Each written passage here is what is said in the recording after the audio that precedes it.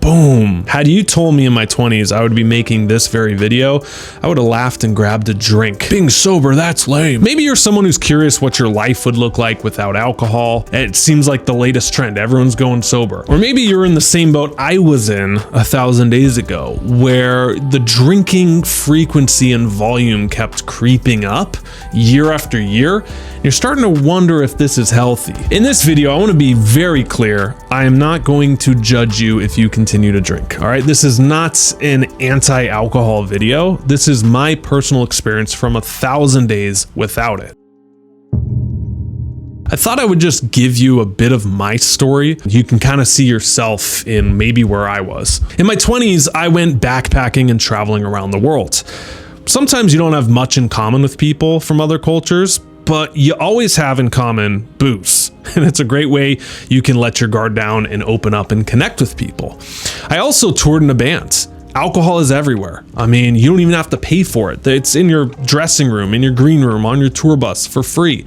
And I remember being so nervous before certain shows, like we had a TV show we were playing for, and I was so nervous. And then boom, you drink alcohol and all of a sudden you feel like a rock star. You go out there and you crush it. And then later in my late 20s, I went to business and masterminds. And again, alcohol played a role. You know, people are at the bars, you're connecting, you make business relationships, and you have an overall positive experience with people. The reason I'm telling you that is I never thought I had a problem with drinking, because I saw it as a positive way to connect with people, a thing that allowed me to come out of my shell and perform at my best. And plus, everyone else is doing it, so what's the real issue? Until 2020 hit. And that's when I noticed a huge shift in my behaviors and relationship with alcohol. You know, obviously the world shut down, much like yourself. I was inside. I would work all day, 6-7 days a week. You know, with entrepreneurship, you can't turn it off.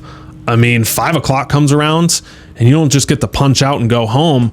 You know, you're in your office 24/7. So I noticed my mind just kept racing about what I need to do or how I'm gonna, you know, further my career, or is this all a pipe dream? And when I would drink, all that noise would shut off. And it felt like I could kind of check out at 5 and be in the present moment. It felt like I could finally relax. It felt like I could separate work from home.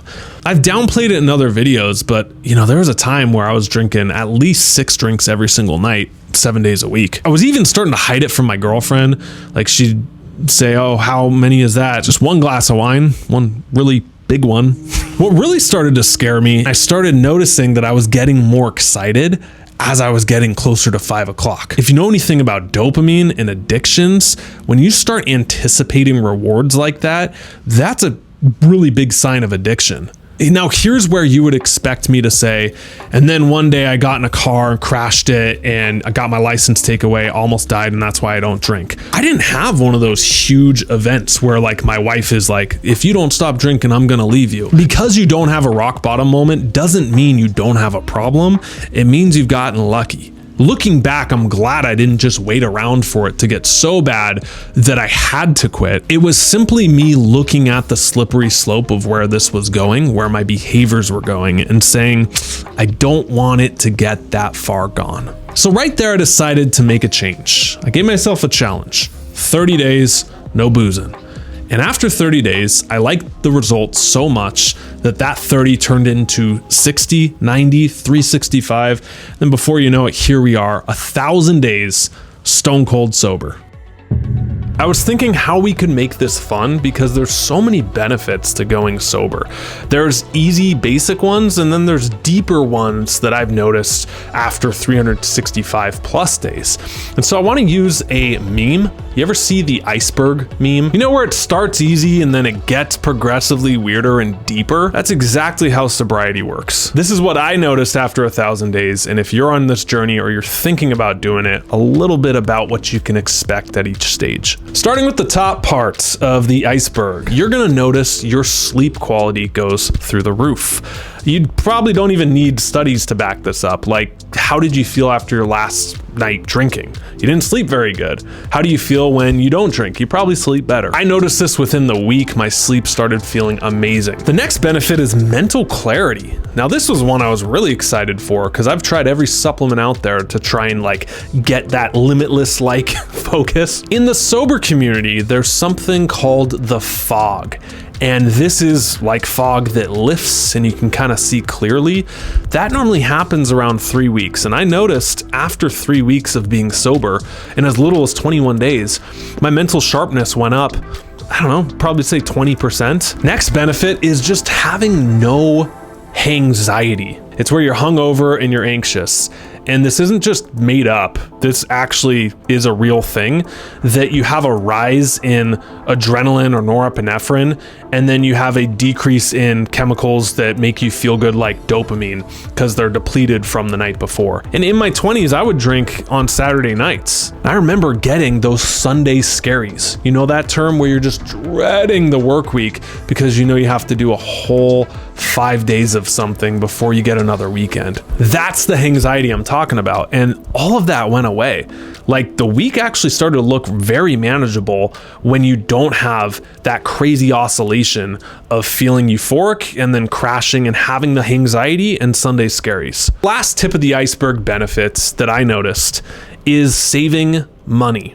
Now, honestly, this isn't one I went sober for, but it's worth mentioning. If you look it up, the average American spends $583 a year on drinking, which honestly sounds incredibly low to me. I was spending that probably a month. Have you seen a Seattle bar tab? Not drinking allowed me to make more money. And that's the real benefit, is that my productivity went through the roof. Like you being 25% more productive over the course of a year, 2, 3 years. That's the real money that you're not necessarily saving, but you're making. And that's the benefit I noticed for sure being sober. Let's go deeper. Level 2 of the iceberg. I started to notice these benefits around the 90-day to 1 year mark. The first one is performance increasing. I found that when I was drinking, I would operate between 120% and 60% was more of the normal baseline. In other words, you have this huge spike right here, this red line of where you're drinking and you feel like your performance is increased. You can talk to people better. You can maybe have some crazy ideas. Maybe you're more charismatic. But then you have this makeup period for 2 days, 3 days, whatever. What goes up must come down. And I think that when you eliminate those, you're left with a more consistent baseline. Things are more manageable. The next thing I noticed, most people, when you ask them, they would say, oh, I'm a social drinker. There is a difference between drinking buddies and true friends. You realize how many people that you hang around that maybe you wouldn't hang around if you were sober. You want to go really deep? There's probably people you've dated and entered relationships with where you both were buzzed and you drink around each other. And then if you get sober, you're like, do I even like this person? The sober version of them. Drinking didn't make me more social. It actually prevented me from building a social life with people I loved. All right, the next benefits. This one is on respect. In my last video, I pointed out the observation that alcohol is the only drug that if you don't do, people look at you like you have a problem. What do you mean you don't drink? Do you have a problem? And that we would never do that with any other drugs or things that are bad for us. Like just a little bit of crack, come on, man.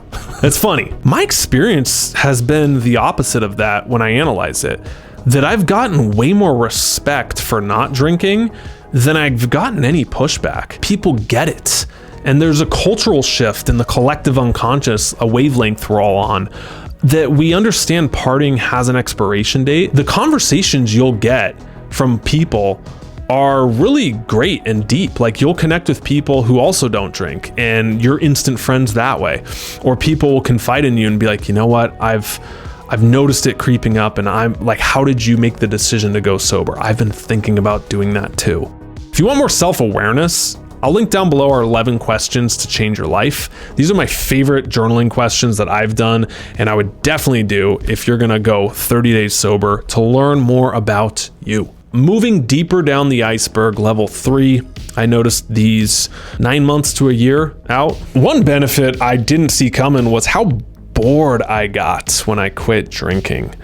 I used to say, I'm so busy, I don't have time for this. I'm running a business. I got relations. I don't have time for this. But then I stopped drinking and realized how much time I have.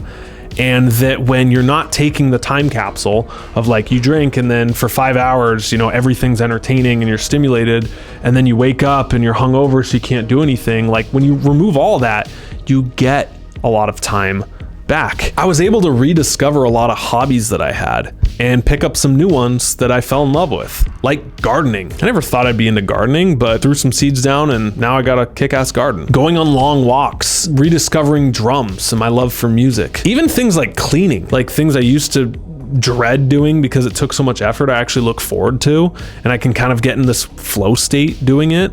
Listening to like a podcast or something. I love it. What I noticed is that things became more enjoyable instead of the mode I was in when I would drink, which is just getting through it.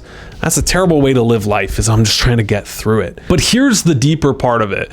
I realized that alcohol is an escape, and it makes anything interesting and entertaining and fun. And you don't actually need hobbies if you can just drink. Like, think about anything and pair it with alcohol, and it's probably goofier, funnier, and more enjoyable. Like even sitting on a plane. I took a lot of flights and I would drink. I would get a double and then just like watch a movie or talk to the person next to you, and it goes by like that. It's like 3 hours gone. What's the problem? That sounds awesome. Well, this is very dangerous, because what I noticed is that alcohol made me tolerate things better. And you don't actually want to tolerate things in life, because what happens is you're going to work a job that you don't like, that you're not fulfilled by, and you're going to say, well, at least I have the weekend where I can drink and all my problems go away. And then that comes.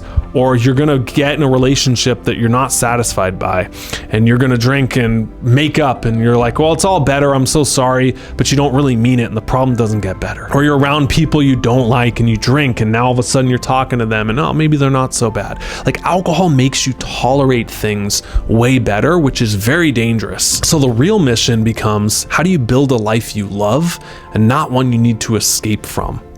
On this note, discomfort is a huge lesson. Oftentimes we drink when we're uncomfortable with things. We need a drink to take the edge off. I gotta sit down for this. Here, have a drink, take the weight off of it. An old coach of mine has a great metaphor. He says that these negative feelings you have, or this discomfort that builds up in you, it's like a gauge on your dashboard when you're in your car.